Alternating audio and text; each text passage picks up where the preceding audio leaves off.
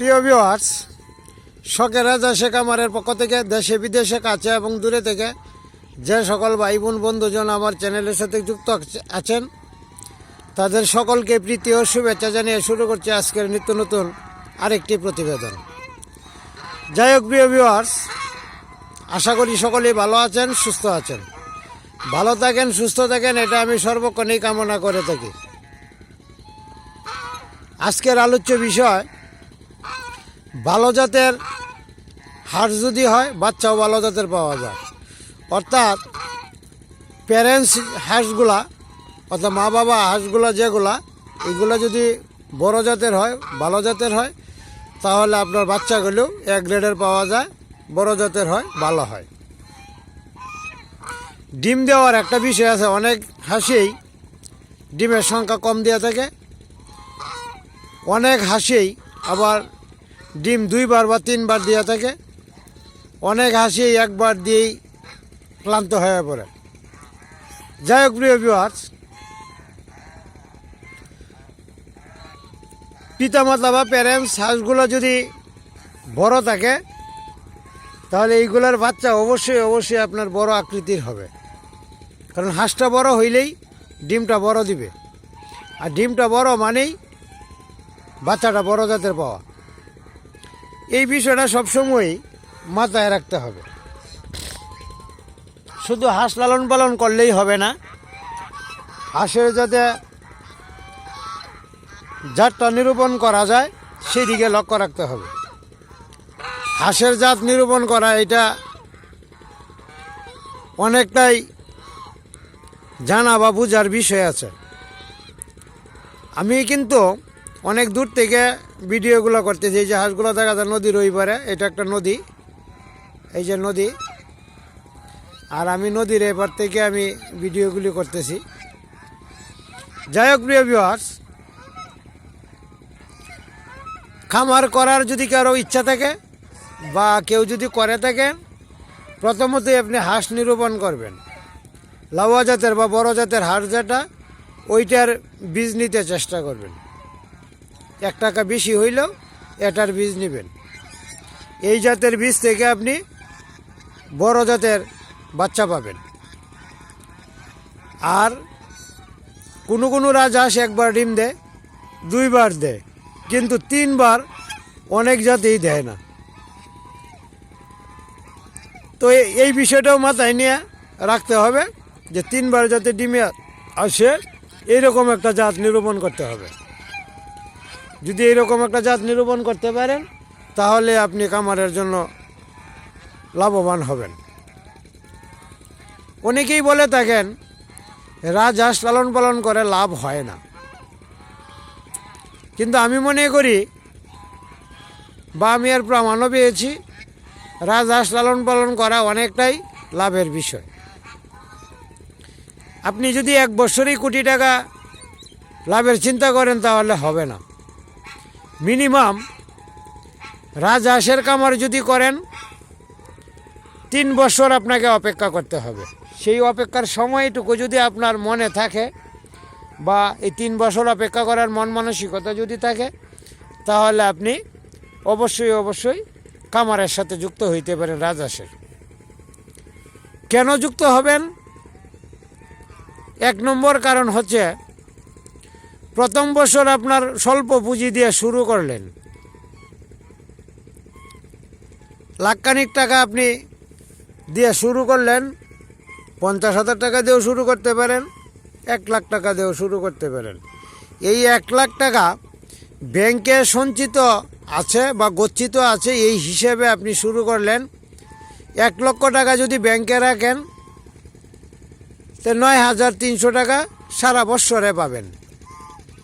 930 টাকা মাস মনে হয়। তো 9 × 90, 9 × 90 অর্থাৎ 9,300 আর হইল 1,800, ধরেন 10,000 টাকা বা 10,800 টাকা লাভ আসতে পারে। কিন্তু এই টাকাটা যদি আপনি এই রাজহাঁসের পিছনে ব্যয় করেন বা রাখেন, তাহলে আপনি কীরকম লাভবান হবেন? 1 লক্ষ টাকা দিয়ে আপনি 180টা বাচ্চা কিনতে পারেন। 180টা বাচ্চা যদি কিনেন, মরায় ধরায় সারায় সব কিছু বাদ দিয়ে আর 30টা বাদ দেন, 150 থাকবে। 150-র মধ্যে যদি আপনি 30টা হাঁস চাইলে হাঁস রাখেন, 120টা যদি মেয়ে হাঁস রাখেন, তাহলে আপনার প্রথম বছরেই 800 থেকে 1200 বাচ্চা পাবেন। এই 1200 বাচ্চা থেকে অর্ধেক বিক্রি করে দিয়ে খামারে খরচ জোগাড় করলেন, আর বাকি অর্ধেক বাচ্চা রাইকা দিলেন। 500 যদি রাখে, 800-র মধ্যে 400 যদি রাখেন, তাহলে 400 আর আগের আছে 120টা, 520টা বাচ্চা পরে বৎসর আপনি 10টা করে ধরলেও 5000 বাচ্চা আছে গড়ে। কারণ পুরান হাঁসটি 2বার ডিম দিবে, 3বারও দিতে পারে। এই হিসেবে 5000 বাচ্চা আছে। যদি বাচ্চাও বিক্রি করেন 600 টাকা দর, 30 লক্ষ টাকার বাচ্চা বিক্রি আছে। আর যদি বড় করে বিক্রি করেন, 2000 টাকা করে বিক্রি করেন,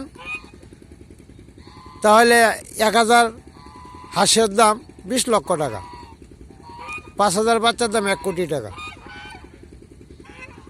এখন বিষয়টা হইল, ভাগ্যের একটা বিষয় আছে, পরিশ্রমের একটা বিষয় আছে, মন মানসিকতা অর্থাৎ ধৈর্য আর কি, যেটা ধৈর্যের একটা বিষয় আছে। এই ধৈর্যটুকু ধরে যদি আপনি টিকে থাকতে পারেন, তাহলে অবশ্যই আপনার লাভ আসবে এবং লাভবান হবেন। তবে খামার জগতে আসলে, যে কোনো খামার জগতে আসেন, সেই হিসাবটুকু বা সময়টুকু আমি বলতে পারি না বা জানি না। তবে রাজহাঁসের খামার জগতে যদি আসেন, তো অবশ্যই 3 বছর সময় আপনাকে দিতে হবে। অনেকেই আছেন বিদেশ থাকেন, চাকরি করেন, আপনজন ছেড়ে, বাপ মা ভাই বোন ছেড়ে চাকরি করেন, তারাও এই সেক্টরের সাথে যোগাযোগ করে বিদেশে চলে আসতে পারেন। আইসা দেশের মাটিতে আপনজনদের সাথে মিলেমিশে খামার সেক্টরে আপনি থাকতে পারেন। যাই হোক প্রিয় ভিউয়ার্স, আমার কথাগুলি যদি ভালো লেগে থাকে,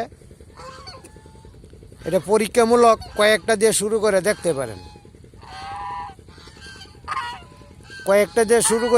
দেখতে পারেন। যে আমার কথাটা সাথে কাজের কোনো মিল আছে কিনা। 100 হাঁস লালন পালন করলে 500 বাচ্চা, এটা অনায়াসে হয়, যে কোনোভাবে যত্ন করা লাগে না, এটা শুধু লালন পালন করলেই হবে। 100 হাঁস লালন পালন করলে 500 বাচ্চা, এটা বলতে হয় না। এটা যে কোনো জায়গায়, যে কোনো পরিবেশে, যে কোনো স্থানে এটা এমনিতে ফেলে রাখবেন। 500 বাচ্চা আছে, 500 বাচ্চার দাম 10 লক্ষ টাকা। 1 বছরে 10 লক্ষ টাকা আপনি যে কোনো সেক্টর থেকে আসেন, ঘুরে আসেন, পাবেন না। তাহলে 10 লক্ষ টাকা কামাই করা, 2000 টাকা একটা রাজহাঁস বিক্রি করা, এটা কথা লাগে না।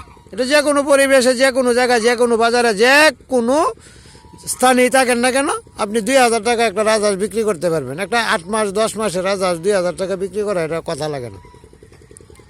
আর এখন যে একটা সময়, শীত সময়, আমার ছেলে হাঁসগুলা 3500, 3800, 4000 টাকা বিক্রি হচ্ছে, খাওয়ার জন্যই নিয়ে যাইতেছে, খাওয়ার জন্য।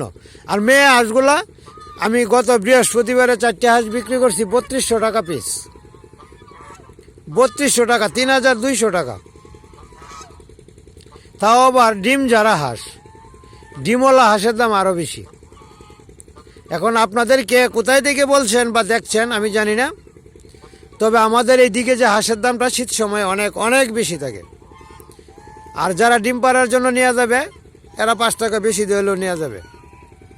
তাহলে একটা হাঁস যদি 3000 টাকা বিক্রি হয়, 1000 হাঁস হইলে 30 লক্ষ টাকা। এটা তো দেখা হিসাব।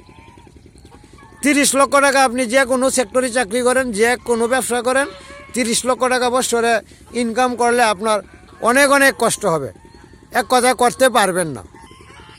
নিজেকে যদি স্বাবলম্বী করতে চান, প্রতিষ্ঠিত করতে চান, তাহলে এই সেক্টর থেকে, অর্থাৎ রাজহাঁসের সেক্টর থেকে 2 বছরের জন্য ঘুরে আসতে পারেন। প্রথম বছর ক্রয় করলেন, এর ফলনটা দেখলেন, ফলন দেখার পরে বড় করে বিক্রি করে দিলেন। যে টাকাতে আপনি ক্রয় করবেন, এর 4 ডাবল টাকা আপনার হবে।